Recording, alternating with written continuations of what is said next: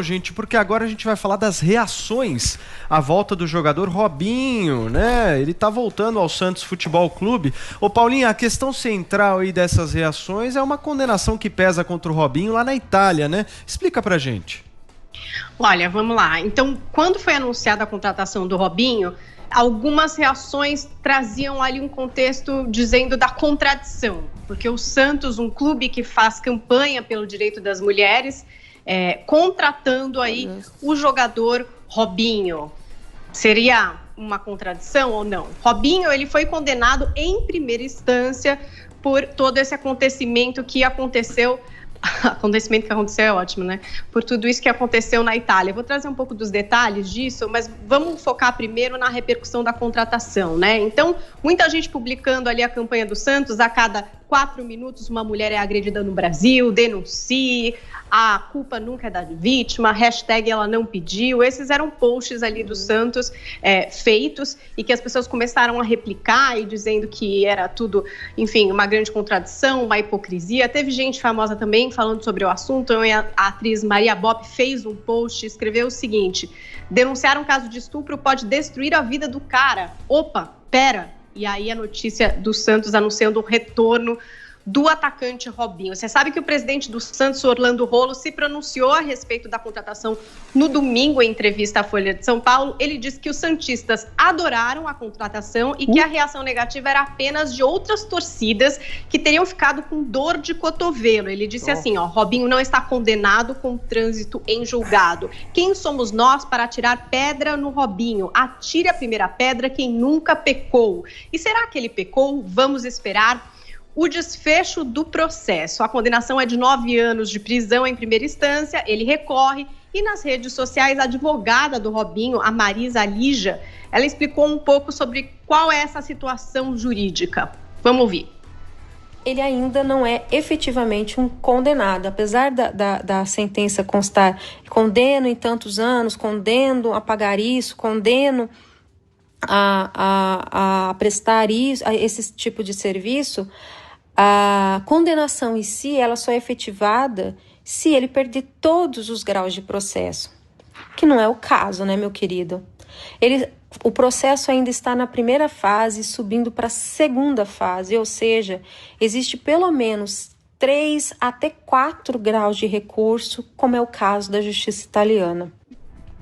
Bom, esse crime aconteceu em janeiro de 2013, é um episódio que envolve Robinho, outros 5 homens e a vítima de origem albanesa. A condenação saiu em 2017, como a advogada explicou, eles entraram com um recurso. Agora, detalhes da sentença foram publicados, então vou ler para vocês aqui algumas passagens. A moça albanesa comemorava seus 23 anos com amigas. Segundo a reconstituição, o jogador foi o primeiro a violentar a jovem que, devido ao álcool, não estava em condições de se opor a seu amigo de 35 anos que a constrangeu a ter relações. Os dois depois cederam a vítima a 4 amigos que, até aquele momento, tinham assistido a tudo sem interferir. Também tem uma outra passagem que diz assim, deve-se dar relevo particularmente negativo ao tom e às expressões usadas ao comentar o incidente, ao descrever a moça com epítetos humilhantes, sinais inequívocos de preconceito e, portanto, a consciência de uma futura impunidade. Essa consistência levou o acusado até mesmo a rir várias vezes do acontecido, evidenciando assim um desprezo absoluto pela condição da vítima, exposta a repetidas humilhações, bem como atos de violência sexual através de abusos particularmente invasivos. Na sua passagem pela Europa, o Robinho tem um outro caso aí de acusação parecida, né? Foi preso em 2009, no período em que defendia o Manchester City da Inglaterra. A alegação era de que ele teria abusado de uma menina de 18 anos em uma boate e foi liberado sob fiança.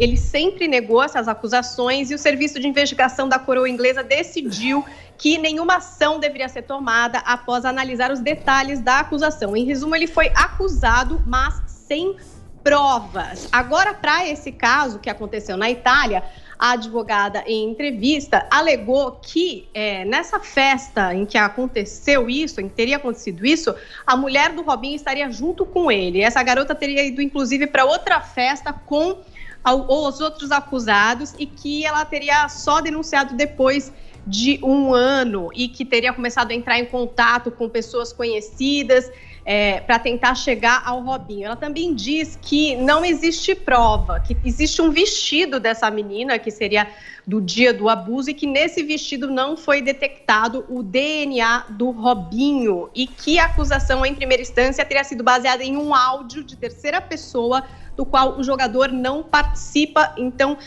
o que diz basicamente a advogada é que não existe prova. Além da condenação de 9 anos de prisão, o Robinho foi intimado a pagar 60 mil euros a essa garota, essa acusadora, e segundo a advogada do Robinho, a vítima recorreu para aumentar o valor da condenação para 575 mil euros.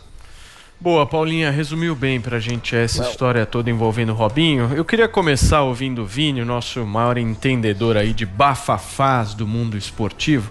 Ô Vini, pensando nessa contratação aí do Santos, de dois lados diferentes, né?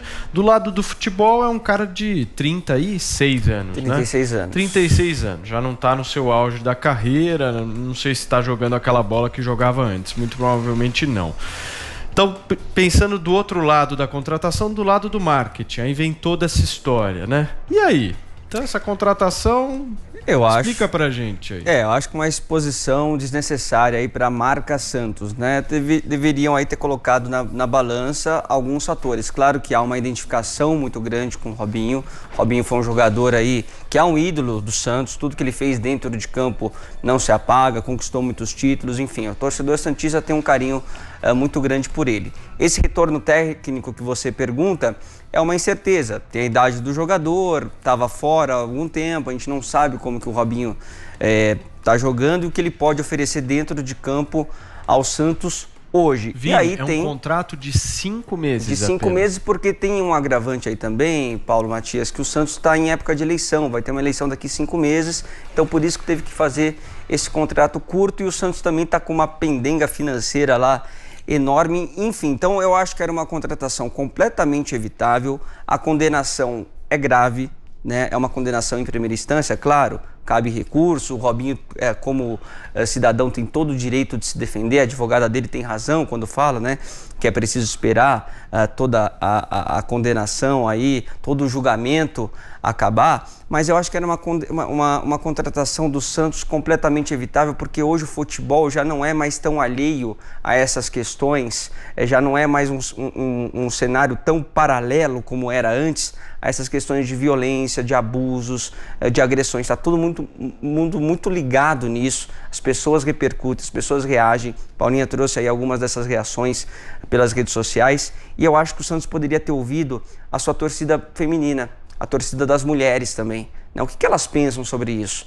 Não vai ser um incômodo ter que conviver com isso, ter que torcer para o Robinho dentro de campo, né? Então, assim, a torcida do Atlético Mineiro, por exemplo, quando o Robinho jogava no Galo, já fez uma pressão enorme para que o Robinho não ficasse no clube.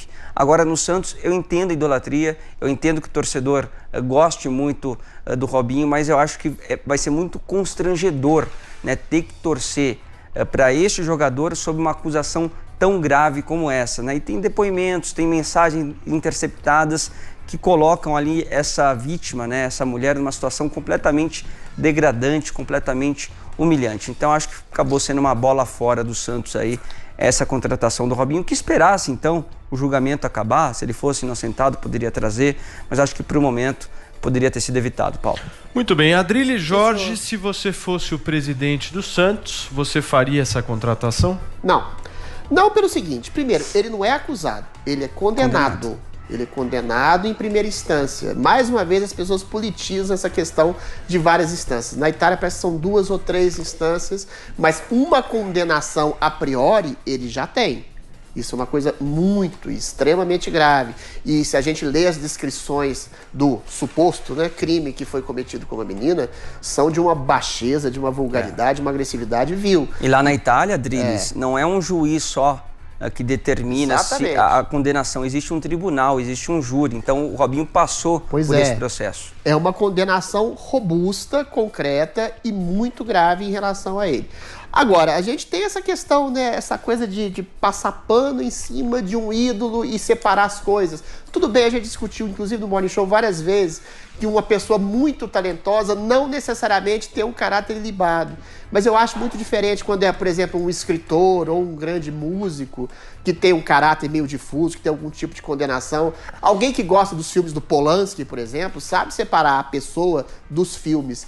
Mas a questão do futebol é muito arraigada numa cultura jovem aqui brasileira, né? O ídolo de futebol, ele é uma referência, inclusive, muitas vezes, moral, de personalidade para jovens. E quando você coloca um jogador condenado por estupro, para ser idolatrado por uma juventude, por uma torcida, é uma coisa muito grave. A gente tem vários exemplos disso, né? Eu lembro daquele jogador, acho que o Reinaldo, do Atlético Mineiro, que teve um problema lá envolvendo o tráfico de drogas, que um grande comentarista falou, ele deveria ser perdoado, alguém poderia ver os serviços que ele fez à nação em nome da pátria, em nome do Atlético Mineiro. E esse tipo de coisa que se mistura a uma espécie de leniência em relação ao crime, à ilicitude, é muito complicado, essa complacência em relação à idolatria, né? A gente tem um famoso cantor que teve relações com uma menina de 13 anos, nunca foi sequer inquirido ou indagado ou questionado sobre isso, né? A fama que se coloca para além de um julgamento moral prévio é uma coisa muito complicada na sociedade brasileira. Muito bem. Joel Pinheiro da Fonseca, existe uma incoerência aí do Santos? Existe uma incoerência no sentido de que estão sempre fazendo ações, né, e corretamente, de respeito às mulheres, da questão da violência, e agora contratam o jogador. Veja, ele está condenado em primeira instância, ainda existem recursos, e existe o discurso dele também, a advogada pelo juiz diz que ele não teve nada a ver com o caso. Num caso como esse, a questão que se coloca para mim não é nem, evidentemente, jurídica, legal, também não é apenas de popularidade, se esse ato vai ser popular ou não junto às torcidas, junto ao público de maneira geral. Eu acho que cabe um juízo ético, um juízo moral sobre o caso e daí uma decisão do Santos. Pelo que a gente conhece das evidências até agora, parece que o Robinho foi de fato culpado, que ele realmente estuprou, violentou uma jovem. Pelo que eu vi muito por cima, não sou um grande conhecedor do caso, pelo que eu vi muito por cima, sim. As evidências são bastante sólidas, bastante sérias, ele parece sim ter sido o culpado e ter mesmo estuprado essa jovem. Portanto, sabendo disso, mesmo que não tenha chegado até a última instância, mesmo que ainda caiba recurso, mesmo que talvez ele possa sair livre, leve e solto depois de um tempo, eu não contrataria de jeito nenhum. Tem que avaliar caso a caso. Imagina se estivesse falando a mesma coisa do Neymar. Lembra quando ele foi acusado, né?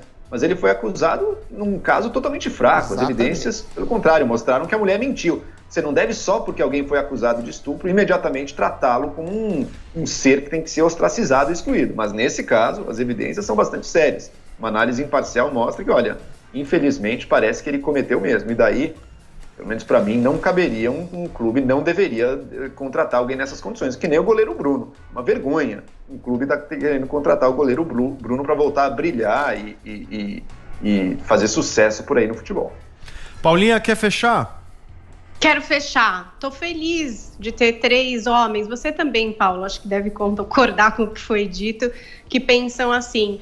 E é muito curioso mesmo que uma administração que abraça uma causa a favor das mulheres, que, enfim, é obrigatório hoje em dia, quem quer respaldar a violência contra a mulher? Ninguém. Mas é curioso que uma diretoria que tome a decisão de encampar uma campanha abra esse tipo de negociação com um jogador que está nessa situação, como vocês disseram. Fazer post é muito fácil, né, Paulinha? Né? Então, fazer post, escrever é muito fácil. Agora, na prática, né?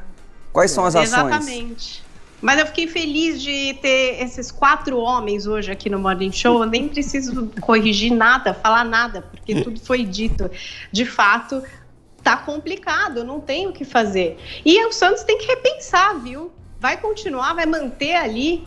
Não sei. Eu repensaria bastante. Parece que um dos candidatos, Vini, né, à presidência do Santos, chegou a dizer que faria uma pesquisa muito maior, conversaria com muito mais gente antes de assinar um contrato desse. Aliás, Paulinho, esqueci de dizer, esse presidente do Santos aí tá completamente enganado. Inveja das outras torcidas, eu sugiro ele dar uma olhadinha nas redes sociais do Santos e o que os torcedores do Santos estão falando também.